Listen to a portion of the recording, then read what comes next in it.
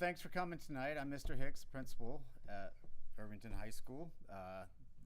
This is the 9th grade navigating Irvington, so hopefully there's no seniors out here in the... It's for all grades. Oh, it is all grades. It's Oh, for any I am sorry. I thought it was 9th grade. All grades, but this is being presented by PTSA, and thank you for coming out tonight. So first I want to introduce my administrative team. Ms. Tudis, Jennifer Tudis, You can come up to the front so you're on video. Mei Feng Howell, APs. And look at that grand entrance over there. Jason Lacan. I will let them introduce themselves. And so if you want to cover what part of the alphabet. Sure. My name is Jennifer Tudis. I'm covering the alphas A through H. And I also work with students with IEPs. My name is Mei Feng Howell. I oversee science, math, CTE programs, supporting staff, and for students, I'm supporting students' last name from I2P. And I'm Jason Okwara, and I'm representing or working with students with letters Q to Z. I'm also helping to coordinate AP testing this year, the Wellness Center, and a whole bunch of other things too. Lots of things. Yeah. So, if you have questions, there's going to be a lot of questions. We have lots of questions, and I ask the amazing staff here at Irvington everything because we are new here and we're learning all the great programs that Irvington offers. So, what we want to encourage is if you have questions, please email us and ask. We're trying to answer the questions. A lot of questions about scheduling, we're deferring to the counselors, but we are trying to really communicate. So the office, part of the communication and outreach is that we want you to communicate with us, but we prefer appointments. Treat us like professionals. You don't just walk into your dentist and everybody else and expect an appointment. You can email, make an appointment with us. Our office opens at 8 a.m. This is an adjustment this week. It's because of the later start time. And if you need to pick up your student from school before the scheduled dismissal, please contact the office prior to your arrival to make arrangements. Notes are preferred ahead of time. Okay, and I've gotten a lot of emails about face coverings. They are not required. They are preferred, but they're not required. If students need one, they can come in and get one. Along the line of the office is open at 8, but we don't want students on campus before 7:30 for safety reasons. My campus supervision doesn't get here till 7:30, and we don't want students walking around. Kids that have zero period, that's a little different scenario, but I pull in between 7 and 7:15. I see students already sitting here. It's really not a safe. It's a safe environment, but there's no adults here really till 7:30. Okay, so we prefer that you don't do that. Okay. And at this point, I'm going to hand it over to my counselors and let them cover what they do.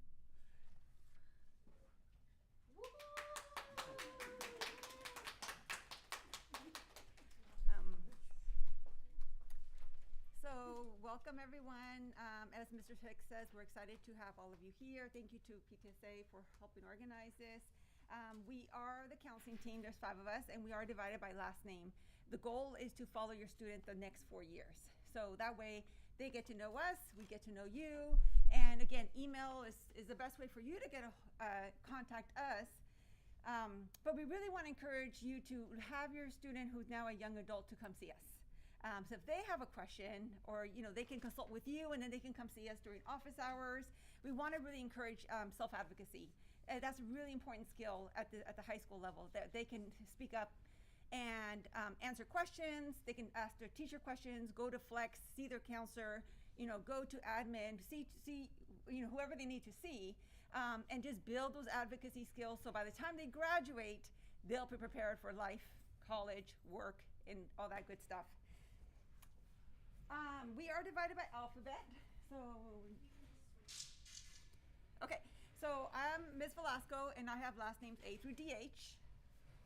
Miss Bennett is not here right now. Almost said not with us, so that's not, she's just not here today. She exists. She's here. She's all well, but just not here right now. I'm Miss Minty, KO through NGO. And I'm Ms. Velasquez. My last names are NG through SH. And I'm Ms. Serrano, and I work with the students SI through Z. And I'm the college and career specialist, Bindu Chopra, right here. Okay, so what do? We do academic interventions. So if your student is struggling in any subject, whether it be math or science, they can come see us and we can talk about interventions. If they're dealing with a personal issue with a friend, there's a situation going on at home, a loss of a loved one, they can always come and see us. And then we are fortunate enough to work with quite a few agencies, and we have interns here, so we can refer to someone, a specialist, an intern. So they can come see us and we can get them set up to continue service. And we also have the post-high school options. We can talk to them about their plans once they graduate, whether it be community college, four-year college, out-of-state college. And again, we have our amazing Ms. Chopla, who can also talk about college and career readiness.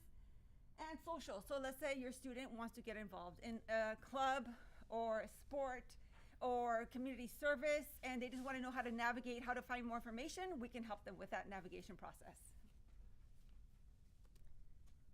Again, best ways for students to contact their counselor is we have drop-in hours, so please encourage them to come see us during drop-in hours. And again, you can always email us if you have a question specific to your student or in general. Again, please see us, you can email us, but again, please encourage your student to ask questions, whether it be for us or for their teachers, staff, because we want them to build that confidence to go and talk to that staff person to get them the help and resource that they need. Okay, so next I'll pass it to Ms. Serrano. Okay. Hello.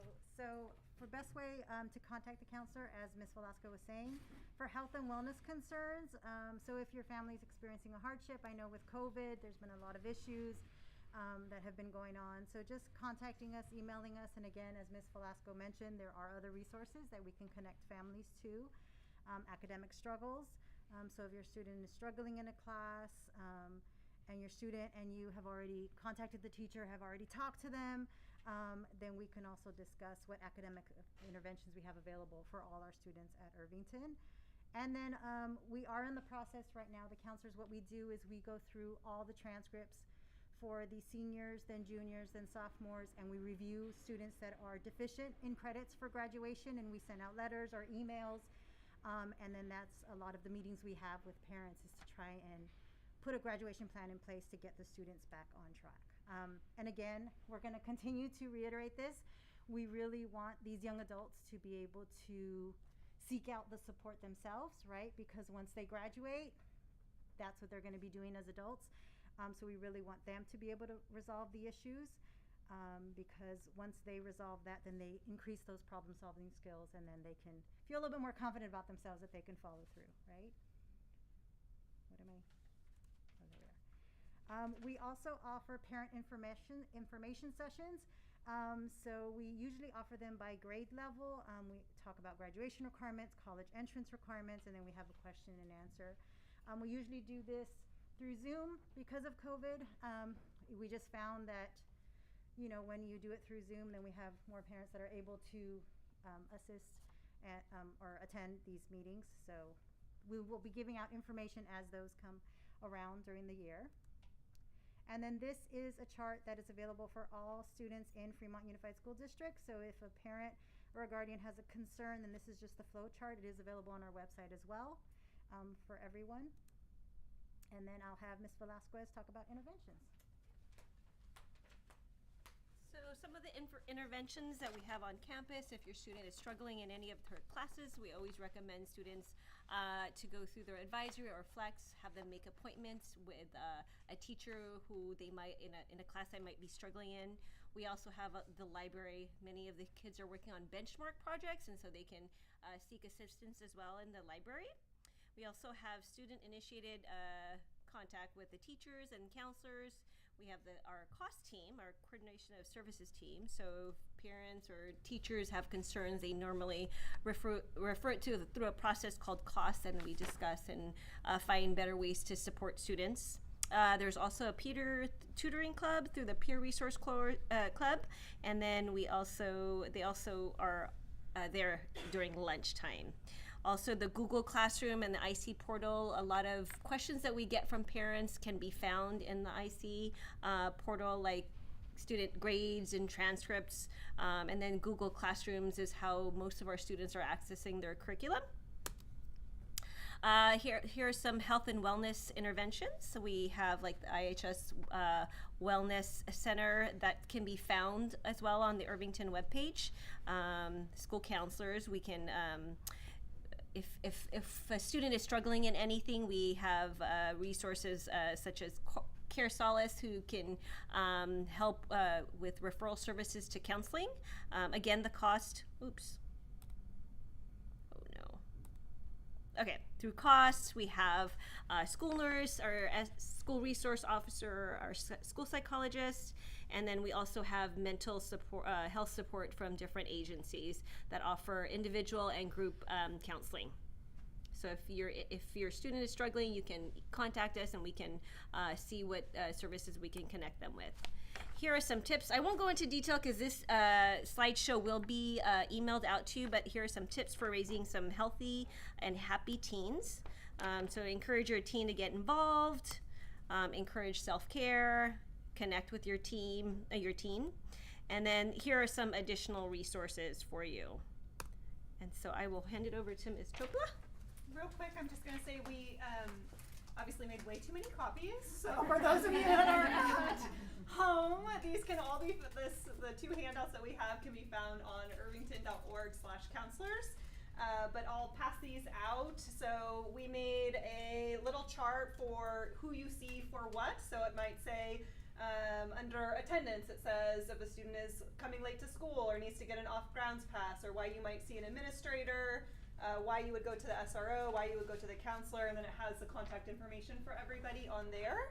And then the resources that were just mentioned, we have all of the resources here with the websites where a student would go to get more information or where a parent would go to get more information.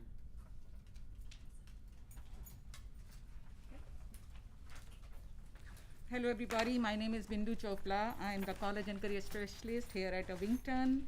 I'm mainly famous for work permits, issuing work permit, but trust me, there's lots and lots more I do other than issuing work permit and answering the questions, why is it taking so long? My slide, yes.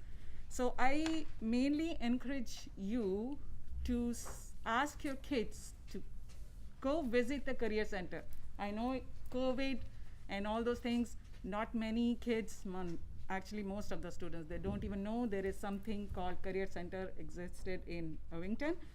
So please have them come, familiarize themselves with the opportunities I have in my room.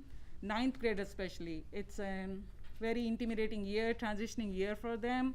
So career exploration begins from 9th grade itself. Currently I'm busy with seniors, arranging college admission counselors visits. Senior application time is very crucial, as you all know. I'm available before and after school and during their lunchtime, and email is preferable if they can send me an email if they are unable to come. And please have them come over, see me, ask questions, familiarize themselves. Maybe it will help them write a good recommendation letter once in a while, right? Yeah. So now I'm gonna have, our attendance book. Thank you.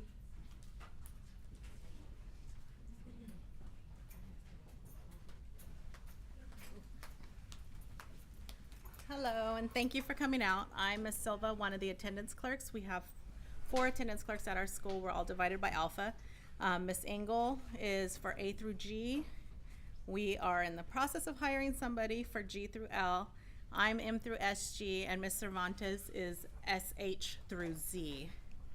Where am I going here? So when reporting an absence, it's very important that you call your attendance clerk Leave your name, the student's name, last name if you could spell it out. If you know their ID number, it's very important to leave that as well. Sometimes they're students with the same names. And the reason for the absence, also the date. It's important to report your absences within 48 hours of the absence. It helps if it's the day of, because then we don't have to call the student out and disrupt their classes the next day. You wanna do that? Sure. And so, talking about off-ground passes, when a student needs to leave early from school, whether it's a medical appointment or just for non-medical reason, it's always best that you inform the attendance clerk at least a day in advance, so the student's able to get the off-grounds pass on them to be able to leave the class at the time that you say they need to leave. That way they can meet you wherever you make arrangements to meet, versus trying to locate the student, especially if they're in a PE class, they have to change and so forth, or we can't get the pass out to the student on time. It just makes things easier for the student to leave on time and for us to not to distract the class. So either you send them a day before with a note to their attendance clerk, and that way they get the off-grounds pass, or if there's an emergency or you didn't have enough time to inform the attendance clerk, try to arrive at least a half hour or more before, so it allows you enough time for us to get the student and you to get to your appointment on time. What else? If a student's not feeling well, it's always best that the student informs the teacher. That way the teacher sends the student to us. That way we get them to the office, especially if they're not feeling well, and then we communicate with you to have them picked up. Emergency contacts. They're not authorized to call out the student or pick up the student without us hearing from you guys prior to that. So in case we need to get a hold of parent, it's an emergency, and we're not able to get a hold of you, that's when we contact the emergency contacts. But the emergency contact is not the one that could come and pick up the student without us hearing from you. Anytime you have changes of emergency contacts or phone numbers, it's always best that you let us know. That way it helps us to reach you guys in case of an emergency. If the student is coming in late for whatever reason, make sure you report that to the attendance clerk. That way we know that the student is coming in late. Or we just put the student out. That way we make sure the student checks in with us. We give them a pass to go to class, and it ensures to have accurate attendance. Same thing, anytime a student needs to leave, try to do that process of informing us ahead of time so we can get the student to you on a timely manner. You guys can get to your appointment on time, and it ensures that we have their attendance record correct. If they need to leave for whatever reason, it's always best you try to give us enough time. Let's see, I think that's about it, right? If the student is arriving anytime late, please make sure that you instruct them to check into the office so that we know that they're on campus, for security reasons, for just knowledge that they're there. Because if you call them in late, we usually put them out the full day so that you don't get the phone calls because you've already notified us. Okay, so they have to check into the office so that we can, know that they're there. Any attendance concerns go to the attendance clerks. Teachers can mark them absent, but they cannot clear an absence. So anything needs to go to the attendance clerk. It's a courtesy to notify the teachers that they're going to be out, but for coding reasons, it goes through us. We don't accept drop-offs of any type in the office. PE clothes, lunches, backpacks, water bottles, anything. We cannot take responsibility for those items. If it's like glasses or something, necessary medically, then we can help you out there.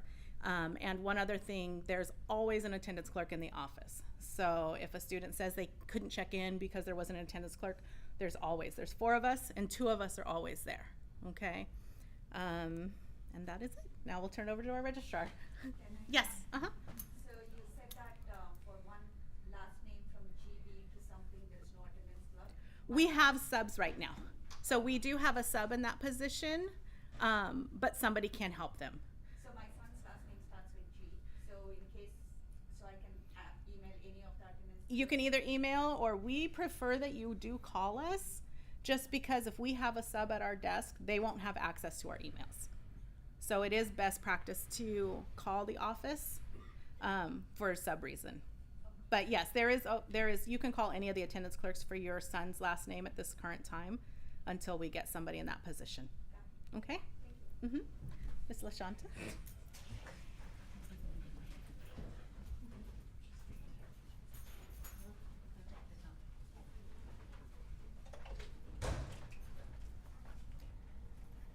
Hi, I'm LaShanta. I'm the registrar. So I didn't really do a thorough of what I do as a registrar. I just basically did registration. All your kids are already registered, so it's no need to really probably go over it. But I did just briefly. What did I do? Yeah, I just was talking about the enrollment issues, far as what process you do to enroll. But I also do the transcripts updates for your children. I do anything to help your kids and make sure that they have everything they need to go to college, far as the transcripts, updates and stuff. I do grade changes, when the teachers submit the grade changes for the students. But I just did a generalization of what I do on a daily basis, which is I enroll and I also drop kids. Far as drops, it's really important that your students, if you are gonna move, that you notify the attendance clerks, because they're the first point of contact, and then they will give them a withdrawal slip. They'll go around to all the necessary departments to get signed off, and then we'll give you a copy of the withdrawal slip at the end of the day. And that's basically far as drops. But yeah, but any other concerns you have, right here, I have my email address, and if you need to contact me, I'm located, of course, in the front office. But if you need any concerns or anything about your students, as far as any transcripts or anything, you could come check with me. Yes. So my son is taking language classes at a community college. To get those credits into the FUSD system, do we need to reach out to you? Only if it's an approved accreditation program that FUSD approved, because we can't put everything on the transcripts. Then who do I reach out to your line? I mean, you can check with your admin or your counselor, but For the counselor, yeah. and some of the foreign the languages are approved.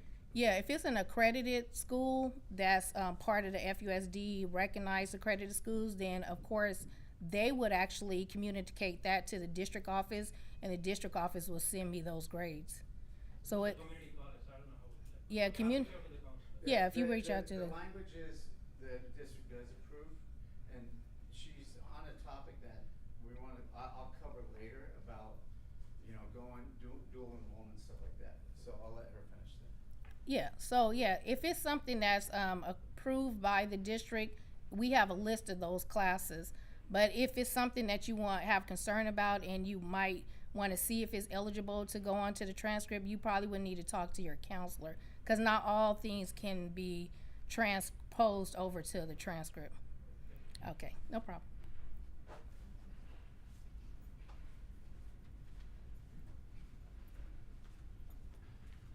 Okay, I'm Mrs. Howell again. So this is my slide introducing the advisory and flex time. So every Monday, Tuesday, and Friday, we have regular scheduled bell. And in the middle of the day, we have 24 minutes of the time that each child is assigned to an advisory period. During that period, okay, the school can be sending out the school-wide information to students, or students can sit there and work with their friends on projects. Okay, but they are assigned students in that particular section. Or if they know they need to travel to a different teacher because that teacher say, hey, you need help on this, you can get a pink slip. So encourage your child, if they struggle in any subject, and tell them, Mama or Dada knows that you have advisory period and you're telling me you need help. Get that teacher, give you a piece of pink slip. And they can actually collaborate with one another among teachers and send the kids from this particular teachers to the required teacher to receive the support. Flex is every Wednesday and Thursday. So instead of they are assigned to a particular advisory teachers, they can choose where they want to go, and they must stay inside of the classrooms. Okay, so the students actually get to have the control. Who do I need the support? And I'm gonna join that group. And also, they can sign up with a group of students that are working on a particular project, like a change, web, or quest project. They're working together, so they can all sign up in the same location and then work on that same project in that location. And that's what the flex is. And also, we have other special interest flex that teachers have the band together, so they have that group of students in, that's actually advisory, in that advisory time. So we have special interest advisory, but not all students are in special interest, depending on if they are the approved group or not. And I'm gonna jump in on this flex thing. We've been doing it for about 3 weeks now, and we're starting to notice this is a time the students are feeling comfortable that if they want to skip class, they think this is the time they can do it. Because they have to go in on their phones or on a computer and sign up for the class. And so what we're finding is a lot of kids aren't doing it. And so we're trying to reiterate to them, that's a cut. You're getting marked absent. So we're giving them a little leeway right now and putting them in. When we find them, we sweep the hallways and we find the students not signed up for something. It's a safety issue, so they have to sign up. And this is what we're trying to instill in the students, that they need to be proactive, go in to the Flex, the Teach More app, and sign up. Yes? So do they have like a default location they're supposed to be at, and then if they need help in another location, they sign up? So Or do they have to sign up every day no matter what? they can sign up 2 weeks in advance. They can sign up for up to 2 weeks in one setting. So they might have a default depending on the program or the benchmarks. Certain teachers can request them. And if a teacher requests them and they go to another room, their screen turns red. And so that teacher knows, nope, you've been requested, and it says where they need to go. But what we're finding is a lot of the students right now are not making their appointments. And so we really need to encourage them to make their appointments and go, because we're going to start giving consequences. And that we're 3 weeks in, they should be doing it. They know. We make announcements. Sign up for Flex. Sign up for Flex. And So, is that just for Flex or for advisory and? no, advisory is in the part of their schedule. This is a whole different program, and it works really well. It's an opportunity for students to get help, start projects, work on projects, but they're starting to get comfortable, and they think, oh, I get 52 minutes to just hang out. So we're sweeping the hallways and getting them in. Okay? What? Go ahead. 1, 2. Last part of it was, do they choose they could go to any classroom that they want? Any class. Now, I'm going to put a little asterisk next to that. Most of the time, they choose one of their teachers. We get a little suspicious when they're just choosing a sub. So they usually choose one of their teachers. Okay? And on the sub notice, we usually shut down that Flex, and one of the admin will sit in with Mr. Weller in the cafeteria, and we will sit there, and like today, we scanned them in. And so I have my frequent flyers that are skipping classes, so I've just assigned them to me. Said, I'll see you here next Wednesday in the cafeteria. Yeah. So. And the other AP were in the hallway roaming around to have the phone. Show me your phone. I don't know how to sign up. Are you a senior? Yes. Oh, okay. Let me show you how to sign up. Yeah. And if they went to Horner, I think Horner was using the same app. I'm not 100%. Yes. So it may be a repetition. So on the Flex days, their advisory teacher is not there. Correct. For class? Correct. So my child is pretty diligent but very forgetful, so I'm worried she'll forget to sign up. So that's part of the growing pains. They've had 3 weeks. We're not giving consequences, but we're getting to that point. We've reached our highest plateau today of people scanned in, which was good. I think we crossed 2,000 scan-ins, and you take out the absences, we're only missing about 100 kids. And we have 150 ROP that we need Yeah. to. So we're getting much better. So, yes. How important is it to have a phone? To have, That stuff. how important is it to have Flex? No, have a phone. My Oh. kid doesn't have a phone. It's just they. You don't clear. need, right. No, they don't need to. In fact, if they come in and see me, I can sign them up, or ideally they use their computer. They can do it from home. They don't have to have their phone, but it seems like most of the students do. Just say, get your phone out, sign it up, and then they do. And it's a web based, so even It's their web-based. friends can log in, just log in and sign up for me. It's I know web there's based, yeah. Social pressures. Yeah. They Mhm. can also ask any of their teachers. Yeah. And make an appointment too. Yeah. Right. Teacher laptop can Can do I it say too. one thing on that too? One of the other reasons why we need you in attendance to send in a note if you need your student to leave early. If you come in at the time for them to leave and they're in flex, it's often harder to locate where your students are. So that's very important that they have their passes already when it's time for them to go. On this screen, I would definitely ask you to remind your students to sign up for Flex. It's very important. It's very beneficial. When it works, it's amazing. So we're getting it to that point where we got to get it to work and be useful. It's an opportunity for students to get a head start on their homework. 52 minutes. It's a long time. That's a long time. And it's an opportunity for some enrichment. It's an opportunity to start their benchmarks, things like that. So Yeah. one question, assistance from teacher, is that one-on-one assistance provided or is it a group? It's one-on-one? It's both. It could. It's both.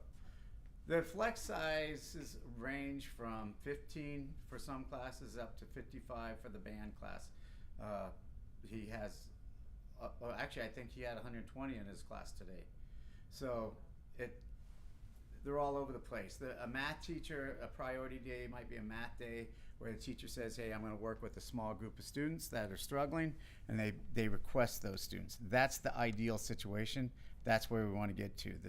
Then we can say English priority day. They pull those kids in that are struggling and can give them more individualized. In other words, we're counting on you to encourage your students. If your students is struggling in certain subject, remind them, hey, let me take a look at your Teach More app. And then why don't we sign up together for your, if it's math teachers for a few days.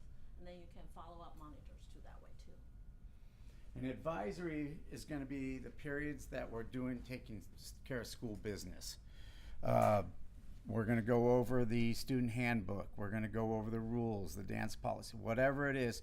Those are going to take place in the advisory period. Okay. Any more questions on that? Yes. Can you talk about contracts? Oh, we're coming up to contracts. I have no idea what that is. You will find out. All right. Here at Irvington, we have several different family groups, particularly cohorts of teachers and with specific students working on 3 major benchmark projects: 9th graders, 10th graders, and 12th graders. What this does is it allows students to really dive deep into the standards for their grade level in a couple subject areas. For 9th grade, it's looking at the science and English standards through a research project that is a group-based project. They have the whole year to complete it, and the teachers break it down into bite-sized chunks. That way the students can really understand what it means to go online, for example, and look at credible websites, credible sources of information. Next part might be how to craft a question, a research question or a thesis. And so each year the impact or the complexity of the project gets more advanced as the students grow and improve their skills. So during the 9th grade year, it's the English and science teachers working together on what's called the Change Project. It's looking at major environmental issues that are going on in our world and how they can change what's happening. 10th graders are cohorted through their English and world history teachers. They're looking at more of an individual task, but in a cohort, looking at world issues, things like poverty, problems with immigration, and so on. The next category might be something like, Quest is the senior project. It's a combination of the English class with US government. And so they look at those two, and they once again look at this big major social events happening around the world and the impact that they can have to go out and change it. 11th graders get a year of break because we know that they're starting to do things like the SATs, they're starting to apply to different colleges and universities, and so we want to give them a little bit more time to focus on those additional academic skills and activities that they need to do in order to be successful throughout the year. Okay, any questions? Yes? I forget, is Quest also a team thing, or is it? It's individual.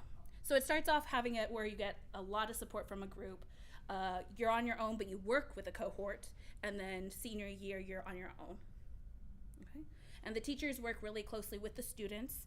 They build in a lot of team building activities, a lot of like the Socratic seminars happen twice a year, so that way they can get feedback from their peers. So they get to look at being the ones creating the project, but also getting the feedback too.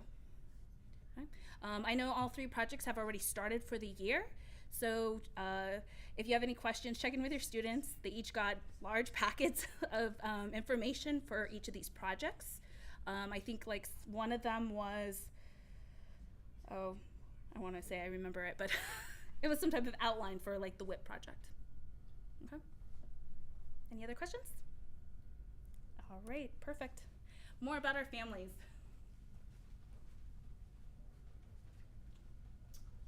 All right. First of all, we're proud to offer college prep classes, honors classes, as well as a lot of advanced placement AP classes as well. Couple of families here. The CCA program here at Irvington, this is the Center for the Creative Arts. Through this family, students are enrolled in history and also English classes that are specifically designed to use the arts in their lessons.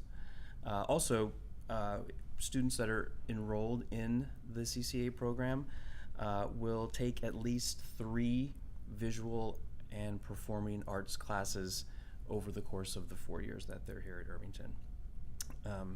So that's really exciting, I think, actually. Next up, we have the SHAPE program. So SHAPE stands for Science, Health, and PE. SHAPE. Students in SHAPE are prepared for employment and or entrance into college or training programs as they fulfill all the requirements that they need for high school graduation. Some of the opportunities for students in SHAPE within the classroom would include a lot of discussion on career awareness. They learn from guest speakers in this program a lot. There's also quite a bit of project-based learning in the SHAPE program as well. Opportunities for students in the workplace would include field trips. There's chances to do some job shadowing, mentors, workshops, internships, and even some paid employment opportunities. So another great program, SHAPE, that we offer here. Next up. Can I ask a little bit about that? Sure, I don't know if I can answer it or not, but you're welcome to ask. Is this on your website, the Yes. programs? Yes. More details? Yes, because I am new here as well.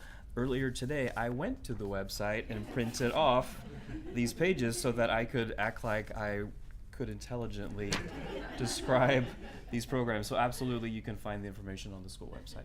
They have to be 10th grade, right? That's For SHAPE, to go SHAPE? into the SHAPE program. Yes. Yes. Yes. So the Washington and the American high schools, they have AP classes for the 10th graders. And I believe at Irvington it's 11th onwards. Why is there such a discrepancy? History, isn't it world history tiebreaker? We have AP World? AP Chinese, right? And there was one other one, but it's based on what the school can offer. We have the most, or the largest percentage of AP classes, but we only offer a few in the 10th grade. College Board recommends 11th and 12th only. So. Right. So, I have a question. If a student enters in SHAPE in 10th grade, do they have to continue the rest of the years or they can come back to the normal course? That's a good question. Yes? You have to stick with it. You have to stick with it. Stick with it. But what does it mean? Is it like you enroll in some special related to those courses? Yeah, classes here that Kinesiology is one Yeah. that in the SHAPE program. It means being a family, so it would be like approximately 100 students this year, and they're share same classes, and so-called classes is cohort. Cohort. For examples, would be kinesiology and a health class, Sports psychology. sports psychology, and spectrum. What is that? Spectrum art, something like that. So there's a specific class that would be a cohort for that students. And basically, if it's health, it's the equivalent to regular health, except the emphasis is on the SHAPE program. And Yeah. because they're a family, that's why Irvington High has a many, many different family. So what if my child is not CCA, not SHAPE, not are they in family? Yes, they are still in family. So like benchmark, we try to cohort same about 60, 70 students in one family. Means they share the same English and science as a freshman. They share the same English and world history as a family. And that's what it means by family. It's like they're family with other students. Thank you. All right. Ines. So one of the things that makes you Irvington unique are their benchmarks, but it's also what you mentioned, the no D policy. And I'm gonna, hopefully I click this open, all right. So here is the Irvington High School no D policy. And one of the things that is going to, it's not a change this year, it's getting back to the original intent of the no D policy. It was started in 1993, and it was for students that fell into a certain percentage, the 60 to 69% grade range only. If at the semester a student has that, Irvington does not believe in D's, the student gets an I, an incomplete, on their for their grade, and then they go into what we call a contract. They have till the end. The first semester has till the end of the third quarter to get that contract complete, and then their grade becomes a C minus. That's the best they can do, is a C minus. Okay. That's what I want to make sure I'm crystal clear on this year. We're going to go through this real quick. They are for contracts are for grades to improve from an incomplete to a C minus. If they don't complete the contract, it goes to a no credit. And then the student does not get credit for that course. Okay, they're not going to get the D. They're going to either get a C minus. Okay, so Irvington High School expectations are that all teachers will issue contracts for the students from 60 to 69% range. Contracts for medical illness are approved by the admin, home, hospital, nurse, IEPs. Grade changes for semester 1 are due at the end of quarter 3. Semester 2 contracts are to be completed by students no later than the end of summer school. This area that I just mentioned is where we may have gotten a little bit out of whack at Irvington, and it's going to be a change this year. We're getting back in line. Contracts aren't going to be extended on. Students aren't going to be able to raise a B to an A or anything like that. We're going back to the original intent of the contracts. Summer contracts must go through the contract summer school for the summer. All final grades for seniors are entered by the last day of school because they need to get those grades off to colleges. So we can't. Let's see. After quarter 3, all I's that are in the system and completes, if they haven't completed the contract, it turns to a no credit, and they'll have to retake the course, either summer school or again. Use of school-approved contracts only, so students can't just make up their own contract. It has to be approved. And at the end of the first and third quarter, students in the 60 to 69% range will receive a D on the report cards. That is to take care of our athletic students.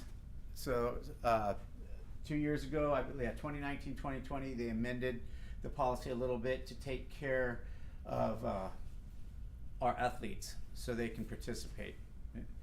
And at the end of the first and second semester, students in the 60 to 69% range will receive an I on the report cards and a contract.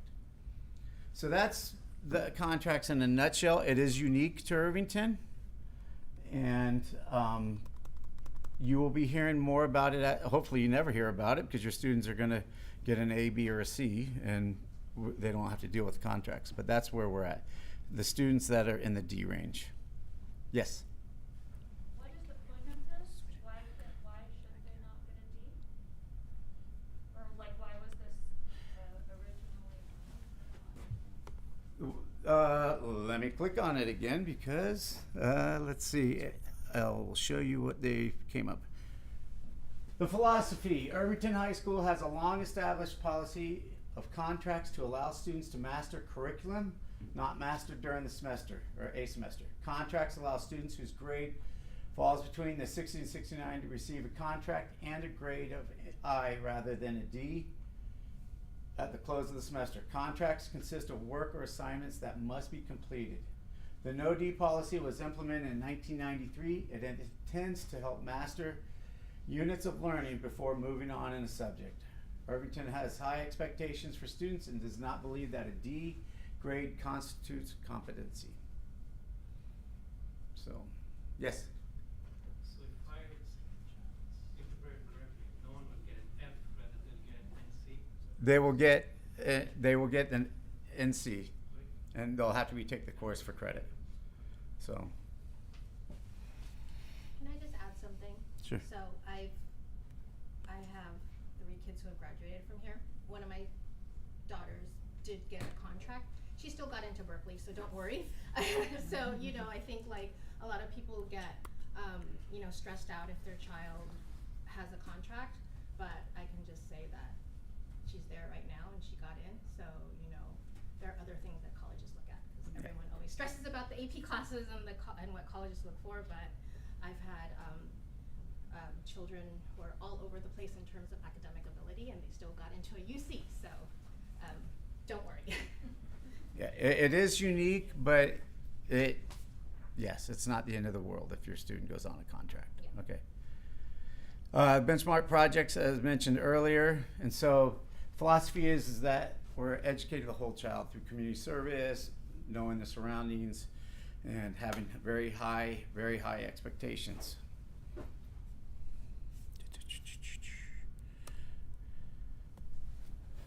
Biggest reason at Irvington people are on discipline. Plagiarism or cheating. We use Turnitin.com. PTSA purchases it every year for the departments to catch plagiarism, where they're submitting other people's work. So that is an automatic Saturday school and a 0 on the assignment, school-wide. No ifs, ands, or buts about it. You know, it's not a negotiation if you were caught. That seems to be, the pressure is there to, you know, this is a big one we face every year, that we really need to bring down the stress level and the temptation to want to use somebody else's work, okay, and turn it in. Cyberbullying and harassment in today's social media world, this is a big one. Every Monday we come in, and that's what we're dealing with are the events that happened over the weekend on social media. If you know if you're aware of something that's going on, let us know. We do take it serious. We look into the events. We've already had a few things this year, different websites about, and we take action.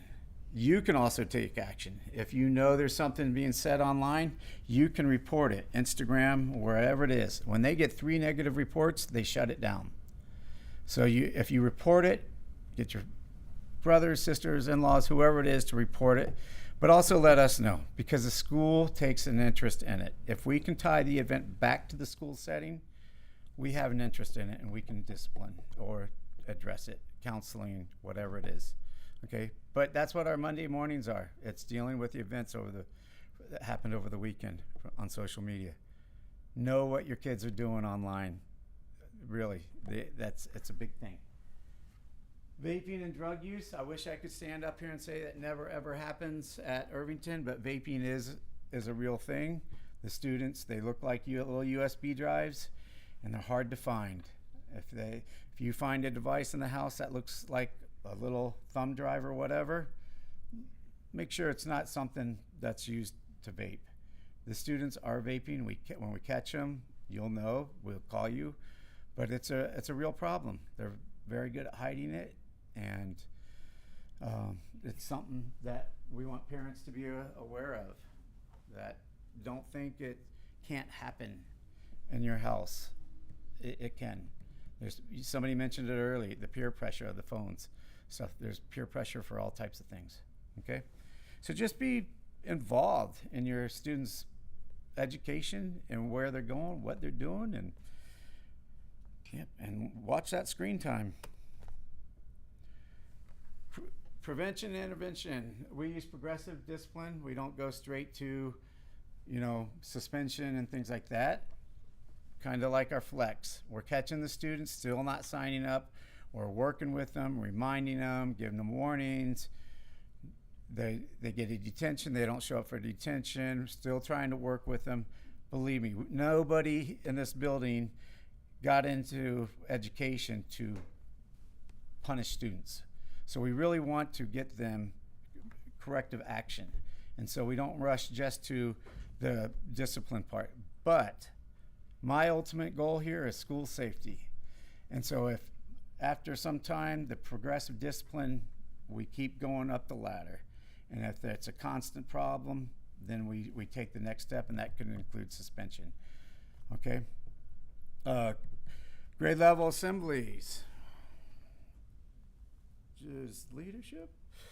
We do grade level assemblies. Restorative practices is when we work with the students to the victim and the perpetrator. They work together and they try to come to some understanding. Traditionally, we suspend two kids, student A, student B, or student B, student A. They go home, they got in a fight, something, they went home, they came back, and nothing was ever done. Under the restorative practices, we're still going to suspend, but we're also, before they're brought back into the setting, we're going to bring them back into the room and have a discussion to see, hey, what happened? What did you learn? How can we move forward? Okay, so that's where the restorative practices, it's trying to get some resolution without just saying, you're suspended, see you in a week. Nothing happens. A student's disruptive in the classroom, teacher asks them to leave. At some point through the restorative process, in some cases we want to get the teacher with that student and say, hey, what is it that's not working? So that's where that is. Conversations, circles, conferences, these fall under the restorative practices. Conversations, getting a group together. The girl drama is huge. I will say not as big as junior high was, but the conversations are work, and they getting the students to talk about things. In most situations, we have a combination of traditional and contemporary. So yes, we use progressive discipline. In certain cases, we're going to use the restorative practices. I believe in building relationships with students. I seek out those students that are the most disruptive, and I try to establish a relationship with them, okay? And that's the key to me to have a safe campus. I can talk to Johnny or whoever it is and say, why'd you do that, Johnny? What's going on? It's not just kicking them out of school. It is literally a village. Yes? Quick question. So how early do you involve the parents? I mean, at the very first sign of an incident, or you work with the kid a few times before you let the parents know something is going on? That's a great question, and I'll be honest with you, it's a case by case in the severity of the thing. Right now, I'm not calling every parent that their student is not signing up for flex, but we're starting to see a pattern. I work with the attendance clerks. They give me the papers every day. I'll call them. So it depends on the situation and the severity. If it's alcohol, drugs, absolutely, you're going to get notified. If it's a health and safety thing, absolutely you're going to, or self-harm. But things like, okay, you're late to second period, why? Sure. But now it's been 3 times in 2 weeks you're late to second period, why? There's always a girl or a boy involved. So they have to walk them to the class. No. So that's a great question. I can't give you a flow chart and say, well, in this case, On the yeah, serious stuff, you will. absolutely. And we document too. So I am all about campus safety. My admin team is too. Today we were sweeping the hallways during flex. That's the time. And after lunch, talk to your students about lunchtime. We're an open campus. They've got this freedom. They get to take off. Well, they got to come back. That park across the street, I would just tell them, don't go over there. It's just not worth the trouble. They go over there, they hang out, and then they forget to come back. They don't hear the bell. Just tell them to stay on campus. That would be my recommendation. But yes, we have an open campus. They get to leave, but they have to be back. That's still a cut if they're not back. And that's fifth period is a big time, or after lunch, right? What's that? Back on time. So they had this newfound freedom, and they're like, oh, this is awesome. So, okay. I will say the kids have been great. Respectful. There's 2,300 students here. There's always going to be a few, but the students have been amazing. I've had a great time with these students. They call me by name. They're polite. They're respectful, and even some of the ones that push the envelope have been pretty respectful. So I really do appreciate that, and that's a testament to the families. The goals for high school. Was this me? I think it might still be me. All right. We'll go with it. All right. The goals of the high school, the whys. We're looking for healthy students physically, and right now, especially emotionally. Okay. We will be starting our social emotional lessons through their advisory classes, I believe, in October. And joyful. One of the things that I really want to try to encourage, and the leadership, the ASG students are amazing. They're doing all types of activities. The kids are doing things. So we want the kids. It's not all about the AP class. We have to let the kids debrief, and relax. The well-rounded student, the student that participates, is in clubs, has friends, and is just sitting around talking, not sitting there on their phone, but doing all types of things. Academically engaged. They're getting the rigor here. One of the things on my first week here walking around visiting classes, teachers did not waste any time getting the students engaged, and it was a sight to see. Resilient. If the students are here now, they're resilient. They made it through COVID, they're back here, and we're hoping for resilient kids. They get through all these benchmark projects. Their first year of college, from what I hear, is they come back and say, college is easy. Quest and these different benchmarks got them ready. So, service learning, who is that? That was, oh, okay. I get this one too. This is a new dad, so he asked me if I could cover this. So, goal, do you want to cover this one? Goals, service learning. The goal, the Board of Education affirms the importance of the 40-hour service learning. All the high schools have to do it. Learning high school graduation requirement as a vital part of the instructional program, and supports service learning as an instructional strategy because it enables students to be confident, effective thinkers and problem solvers, as well as ethical participants in society. All the high school, comprehensive high schools have to do this. Class of 2027 requirements. Wow, 2027. They have to do 40 hours of community service, average of 10 hours per year. They are tracked. Requirement can be completed anytime after the first day of school, the student's freshman year. All hours must be completed by the second week of May in their senior year. They are being informed about this, okay? He's explaining the process, how to record their hours, okay? All information is on the website, irvington.org/service. Requirements, the guidance, the forms, volunteer contact information, flyers, and updates. The 40 hours is, they can do this. They could even go back to Horner and say, hey, can I work your Maze Day or whatever? So there are opportunities out there. Can I add something about service learning?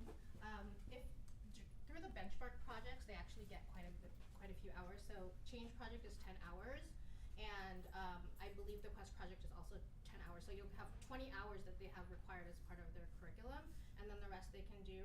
The other thing is FUSD does not allow volunteer hours for any religious organization. So if they go to their church or mosque or temple, it's not going to count, whereas some of the other districts do. So those are like questions. From being here quite a few years, these are like common questions. And if you have questions, ask Mr. Jones. And Yeah, I would 'cause get info is on the bottom. approval before going and doing the community service. Yep. And Mr. Weller is up now.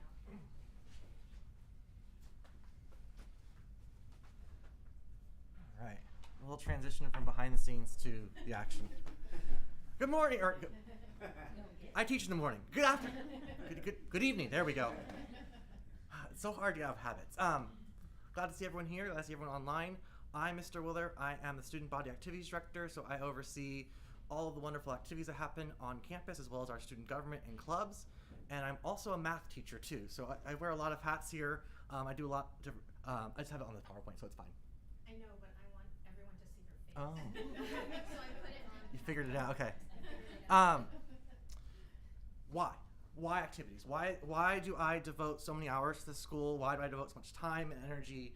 And really it comes down to three things: connections, community, and culture. Connections are what make us us. It's what keep people coming to school. Students who feel connected to school not only perform better, but they're going to be happier and healthier. And so I want to make sure that every single student has a connection to this school through some program, through maybe it's a sport, maybe it's a club, maybe it's a staff member, maybe it's different events that we do, maybe it's with a teacher or it's in the library. Connections look different, but I want to make sure everybody has one. Community, I want to create a sense of we're all in this for each other. We're a family at Irvington, and we work together to achieve things that no individual here could. And finally, creating our school culture, creating a school where students want to come every day and enjoy coming every day.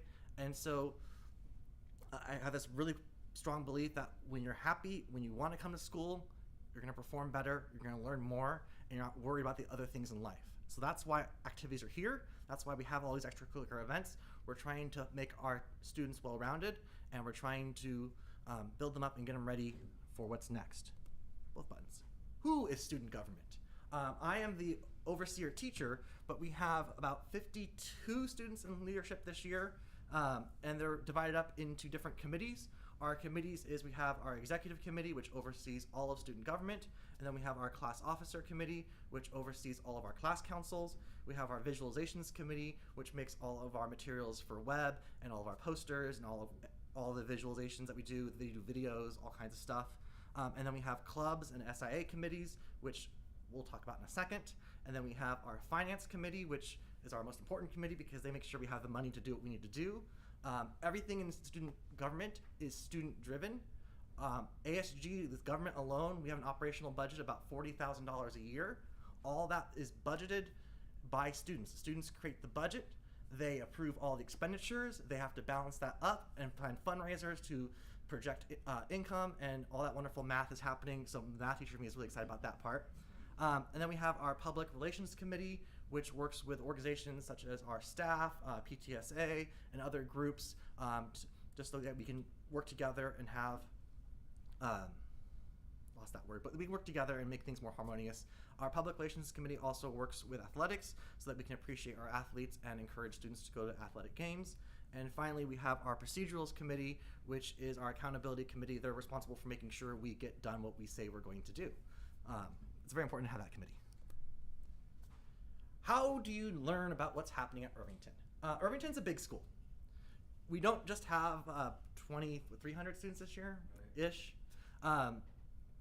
We have over 70 active clubs, and that is a big jump from middle school. There are events happening for school programs. There's events happening. We have band, choir, PAC, athletics. There's all kinds of things happening. So how do you stay informed? I'm going to give you my favorite website, ihsvikings.org. On this website every day is published the daily bulletin and the weekly schedule and links to our Google Calendar and all the other calendars that we have. If something's happening, you're going to find out about it on ihsvikings.org. We also read the same bulletin during advisory or flex period every single day.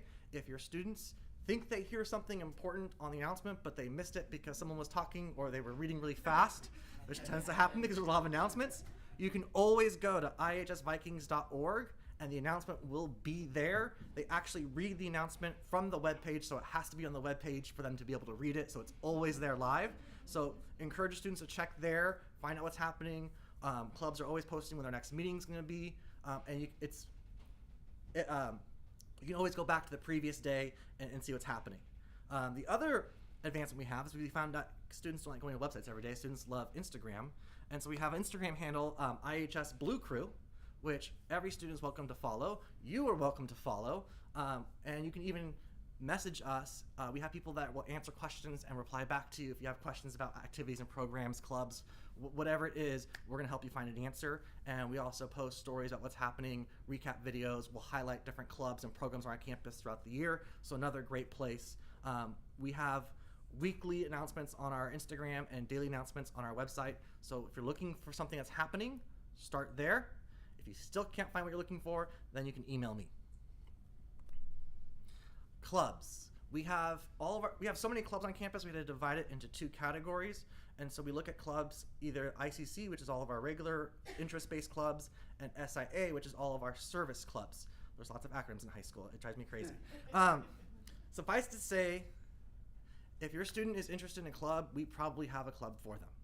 If there is no club for them and they have a group of friends who want to start a club about that new passion or project, come see me and I'll get them started on that process. We have clubs we open new clubs all year round. We also close clubs that are no longer active all year round, so it's always a changing, moving goalpost.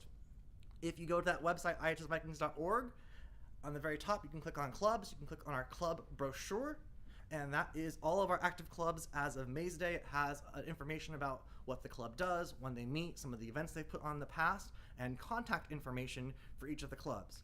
If students are having troubles contacting a club, they can come see me. My classroom is in the student union, which is inside the cafeteria, so it's really easy to find me. They have to remember, it's lunch, I'm hungry, go get food, and then go see Mr. Willer. I'm at the student union counter every day at lunch. I'm here to help students connect them to clubs. I can connect students to different programs, answer any questions. I'm here to help, and I have students with me at lunch every day who are also here to help. Lots and lots of clubs. The biggest questions I get about clubs is how many clubs are required to go to college, and that's 0. We're doing better about this one. How many clubs do students have to start to get into college? That's also 0. Clubs really are extracurricular. They're extra. They're where you find your passion. They're where you go to learn, but not in the serious school setting. It's more about exploration and trial. And the cool thing about clubs is each one is student-led. So students not only get to be grouped in a club by passion and by interest, but they're also learning to lead an organization. They're learning how to fill out forms, they're learning procedural rules. Clubs are student-created. The time and commitment for clubs varies. If you're doing like academic decathlon, there's a lot of work that goes into being that club. Debate, there's a lot of different events that they go to, competitions and trainings for competitions. Those clubs have a huge time interest. Book club, not as much. Students can come read a book and have discussions at lunch about what the book was. We have great culture clubs on our campus where they can explore different cultures. All the clubs for culture is open to everyone. You don't have to be a part of that culture to join. You can just come and learn. I love learning from our culture clubs. And there's no official registration process for clubs. If you're interested in a club, go to the meeting, learn about more. If you're busy for a while, pull back from the club for a while and join back in when you have more time. Again, the one caveat asterisk there is some of our competition clubs that compete in academic programs are a little bit different. They will have sometimes tryouts for their competing team, but you're always more than welcome to start learning about it so you can be prepared for next year. And every club has a staff member, teacher, advisor that works with the club and is responsible for supervising their club events. So how do we make this all work? How do we get everyone involved? How do we achieve our goals? And so I have 4 suggestions. The first one is buy a Blue Crew. We are home to the $6 Blue Crew shirt. We have them in blue, white, and pink. And I can already tell you, since May's Day to now, we've already broken the 700 threshold. We've sold 700 Blue Crews already this year. And we want our students to have this. We want our students to wear it on Fridays. It's a way that we can be unified, united. Is that community building. And so if you don't have a Blue Crew, feel free to buy one. You can buy them online, ihsvikings.org/shop, or again, you can come see me at lunch before school. It's also how we make our money. Second way you can get involved, join a club. Not 5 clubs, not 10 clubs, but start with one. If they don't like it, try a different club. I'm going to give you a little preview here. We'll learn about athletics in a second, but participating in sport is another great way to get involved in our activities. And please also encourage your students to dress up for Spirit Days. We have Spirit Week coming up the week of October 17th. We'll have our official reveal of all Spirit Week information starting next week, as well as our legendary homecoming dance. Last year we had 1,200 students come to the homecoming dance. It was the biggest dance we've ever had, at least in my 15 years here. And tickets for those will go on sale October 3rd. Information for that dance will go out next week. All the details will be on ihsvikings.org. So check that website out Monday to be in the know. And I believe, contact. Well, very important. I'm very, very busy, but I have an amazing group of students behind me that help me in what I do. And so if you have specific questions, try one of these emails first. And if you still have questions, you can follow me up with an email. If you have questions about clubs, you're going to see a pattern here. If you have questions about clubs at ihsvikings.org. If you have questions about service clubs, SIA at ihsvikings.org. If you have questions about the freshman class, maybe you want to get your student involved in the freshman class council, or just general freshman questions, freshmen at ihsvikings.org will connect you to your class officers. If you need help with the store, that's our finance team at finance@ihsvikings.org.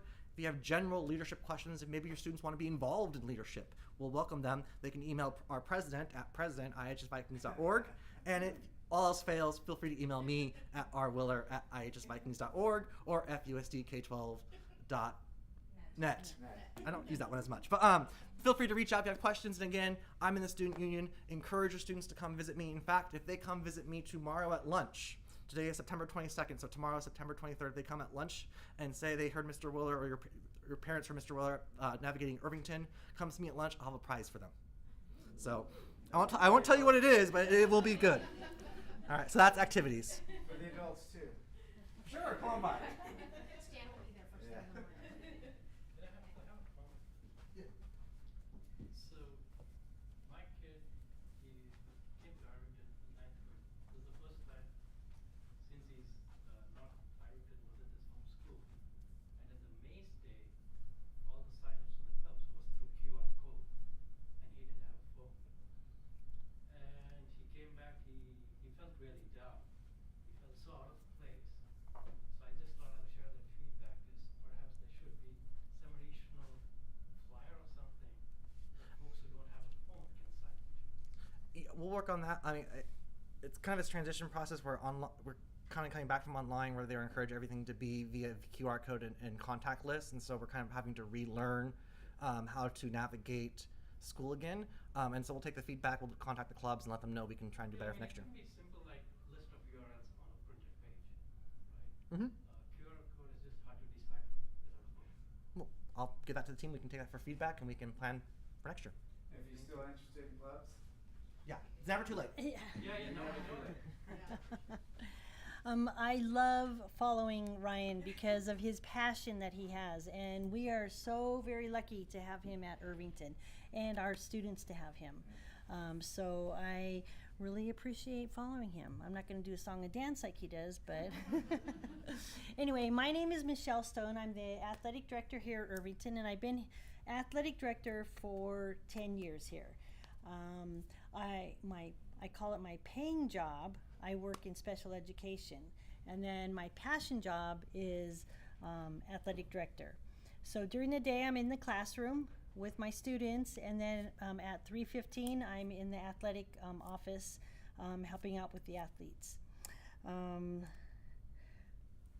I'm Michelle Stone. I have an assistant, Jennifer, and she is one of the PE teachers. So she is my assistant. She helps me tremendously with all of the behind the scenes things that I need to do, with websites, with answering questions, just a lot of stuff that I cannot do during the day because I'm in the classroom. So I'm very blessed to have her help. We also have an athletic trainer. We are the only school in FUSD that has a full-time athletic trainer. Carmen, she is in charge of all the other schools' athletic trainers. Fremont Unified and Washington Hospital pay for these athletic trainers to be at our schools. The one best thing about having them is that if your child is out in a sport and let's say they sprained their ankle, and back in my day, we would go home, put a little ice on it, rub some dirt on it, and we're good. Nowadays, we have her to have the child come in, and if she feels like that it's going to be pretty bad, we'll call the parents in. We are very lucky to have Washington Hospital, Kaiser, Palo Alto doctors that we can send our kids to. You know how it is, sometimes you call up to the get an appointment for your doctor and, oh, we have an appointment in 2 weeks. With Carmen's help, we can get a doctor the next day. If your child, let's say, just like the sprained ankle and it doesn't need to see a doctor but does need a little bit of treatment, the student can come in every day, either before or after their practice, and get it iced and taped or whatever it needs to get done. So we are very, very lucky to be able to have her. And again, we're the only school that has a full-time athletic trainer. And full-time meaning she's at our school probably from 3 o'clock till sometimes 10. So we're very lucky about that. We have a Irvington athletic website that you're welcome to go on. It has all of this on there, all the information. And thank goodness for my assistant. We have 3 seasons of sports. We have fall, winter, and spring. Right now we are in full force with fall. Football, cross country, girls tennis, girls golf, girls volleyball, cheerleading, and boys and girls water polo. Those started on August 8th. So we are in full force right now with them. Winter sports will start October 31st. If your child is interested in girls basketball, boys soccer, girls soccer, boys and girls wrestling, they can start thinking about that. Most of those sports right now have open gyms, and open gyms are not a mandatory thing, but they can come in and meet the coaches, meet some of the other players, and start being able to get in condition for those sports. Then we have spring. That'll start on February 6th. Baseball, softball, boys tennis, boys golf, badminton, boys volleyball, swimming, and track and field. Most importantly, for those, we have to have you signed up. So on here it says athletic clearance website. That is where, and I have some of these if you guys want some of these. I have them in the office, I have them in my office and in the front office, or on the website. And athletic clearance, we used to do paper. They would bring me their papers and physicals, and now we're so very lucky to have it online. So on the bottom part tells you how to sign up for the sport. On the top part is about our athletic booster club that helps out all of the sports at Irvington. The one main thing that you need to know that your child will have to have a physical in order to try out for the sport. We are going to be having physicals here on campus on October 25th. So if you have a child that's going to do a winter sport or a spring sport and they need a physical, they can come and sign up for me for $20. And we have the Washington and Kaiser doctors are going to be coming and donating their time to give these physicals for these athletes. So main thing, remember, they need to be signed up on athletic clearance. You parents will have to do some signing up on that also, and the physical, and then they can try out. Okay. Sports eligibility, grades wise, it's getting kind of late, so you guys can read that. If you have any questions, you can always call me or come and see me. On these slides, I have the fall coaches' emails. I always tell the athletes they can always email the coaches, okay, if they have any questions. Fall, winter, spring coaches' emails. Athletic boosters, again, they support all of our sports here at Irvington High School. So we have usually about 800 athletes, and I think this year we're really, really excited. Right now we have 52 members. Last year I think we had maybe 30 athletic booster members. And again, we know that was because of COVID and all of that stuff. But it costs, we get no money from Fremont Unified to support our athletes. We have to raise all that money, okay? I'll let you read the booster things online there. One exciting thing is they are raffling off a Letterman's jacket. They usually cost probably about, just to buy the jacket, about $300. And then all the things that your kids want on them, that's up to you. That could go up to thousands of dollars. But the varsity jackets are starting to come back. So they are raffling off a jacket at our homecoming game. And the exciting part about sports is we had a football game a couple weeks ago, and it was like the freshmen never have been to a football game. And sophomores too, I think it was kind of, they didn't go to games. So we had the band there, we had all the kids there, and the game ended and they didn't want to leave. The band just kept playing and the kids were out there just having a great time. And it was so fantastic to see the excitement of the kids being together and bringing school together with their friends on a Friday night and being able to go out and do that again. And that's a normal thing that we are being able to bring back.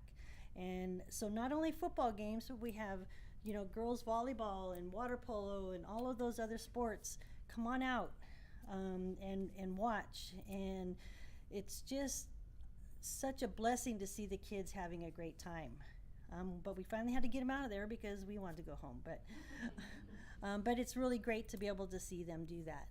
So we have more. Our homecoming is against Moreau on the 22nd of October. I'm hoping that the band will be there, but come and watch the kids. Even if you don't know any kids on teams, come and watch the kids and just enjoy a good night of pure fun. As far as the season length, does the one season, like the fall season, end just before the winter season starts, or do they overlap? So fall will end probably the first weekend of November. So there's probably a little bit of overlap, but our coaches know that, hey, if you're in a fall sport, you still get to try out for a winter sport. And then are the practices usually here on campus for these sports? Yes, the only ones that are off campus is cross country. Not cross country, water polo, because our pool is not deep enough, so we practice up at Mission San Jose. Golf, of course, because we don't have a golf course. But almost all of the other sports practice on campus here. And it's usually 5 days a week, because I know kids have tutoring and they have this and that. This is not just a recreation sports. These are competitive sports. So they need to be there at practices. And of course there's always something, that you could need to talk to a coach about if there's, conflicts and stuff. But they're expected to be there 5 days a week. Okay, and then I'm calling it our first annual because we've had these in the past years, but we're going to restart that up again. So the Booster Club is presenting an all-sport parental information. I don't think we're going to do it online like this. We're going to do it in the gym because I want the parents and the athletes to come and meet the coaches. So we'll have all the coaches there. We'll have information that if you guys want, what kind of information you want. But so that put that on your calendar if you're interested. Monday, October 10th in the main gym at 6:30. Any other questions? So if you submit the physical form for, say, winter sports, Mhm. say basketball, so is that applicable for other spring sports? Yes. My suggestion is, I always tell everybody, try and get your physicals in the summertime because they last one full year. So it's hard to say, oh, Mom, I want to do a spring sport, and then you don't have a physical, and then you got to rush and get a physical and do all that. I always, like I said, I always suggest do them in the summertime, and then you can decide, okay, I want to do this sport. On athletic clearance, you could put all the sports that you're interested in, and then we can click and say, okay, they're clear to do these sports. You can only do one sport per season. A student wants to do swimming and then be able to do track. No, only one sport per season. You can do 3 sports a year, but 1 sport per season. Okay? Mm-hmm. Some sports are starting before even school starts, right? Like beginning of August. That's when NCS opens it up for them. Usually it's football because football's a different sport where you have to. It's a different sport, but because we start so soon, it's usually about a week after is when they start games and things. This year, the 9th grade parents didn't know about those sports at all. Right, and usually, did I go to Horner last year? Probably not because of COVID. Usually, I will go with some students to the 8th graders. I think I did talk to them. I talked to every single 8th grade because all their PE classes are full of 8th graders, and we told them about the sports. That's why I like to have the coaches' emails, because then you can email the coach and say, hey, I'm an incoming freshman. I want to know about this sport. Basketball is the only one that has a freshman team, but most coaches know freshmen don't know really what's going on, so just ask questions. Okay. Any other questions? I think I'm done. Yeah. Well, thank you. Boosters, I've been part of boosters. Yeah, boosters is very, very important for our sports. Like I said, Fremont Unified doesn't do anything for us. Okay. And thank you, and hope to see more people on the 10th. All right. Thank you. Thank you. Thank you. Are we done? I think Neha is up next. Yeah. Oh. And if you want one of these, you can grab one. Hi everyone, I'm Neha Suresh. I'm the president of Students of PTSA, and this is just a little bit of what Students of PTSA is. So our main mission is, as a service club on campus, to provide opportunities for students to enhance their education, as well as to include and represent the diversity of IHS, and also to just allow students to showcase their own talents and whatever they want to showcase. So that's kind of what we do. We give them a lot of interactive chances, and some of the responsibilities that we have is to work for what's best for this school and for our community, and we do this through communication. And a lot of the times, not a lot of students look at their Infinite Campus or their emails, so we sort of use Instagram, Facebook, other platforms where students are generally more active on, to sort of convey the messages in very simple, brief infographics or posts. And then also we try to provide opportunities for students, and this is through a lot of the PTSA sort of opportunities, like the reflections, art competitions, and more. And also we're liaison between students and also the PTSA. So this is our team this year.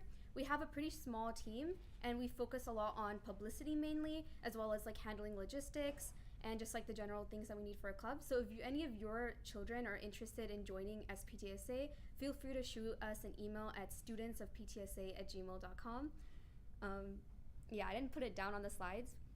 Also, for upcoming events, one of the things that we're working on is creating a prep book sale. Usually we have this to sort of cut down on costs for expensive prep books, specifically for AP books, because there are a lot, and sometimes it's a lot of money for all the classes that you're taking. So we kind of source them from previous students that have taken those courses, as well as alumni, and resell them, and we give those profits to PTSA and other charitable organizations.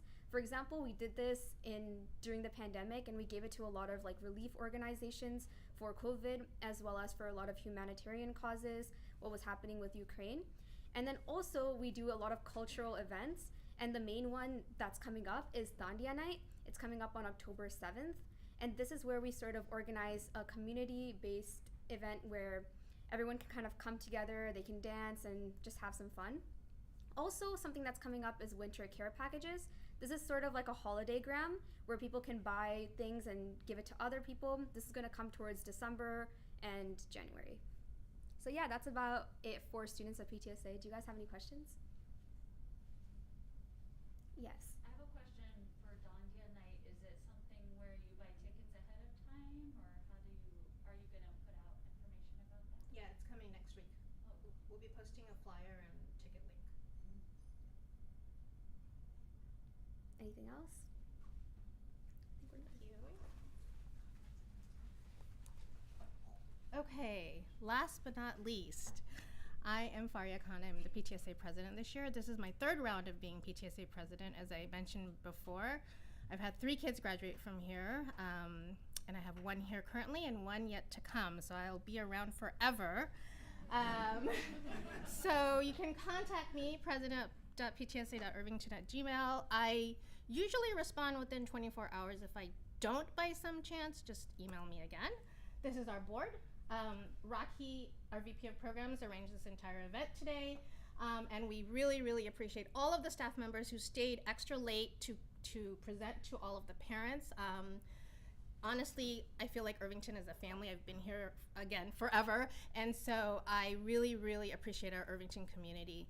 And you can contact any of these people. If you go to our website, you'll find all of the email addresses.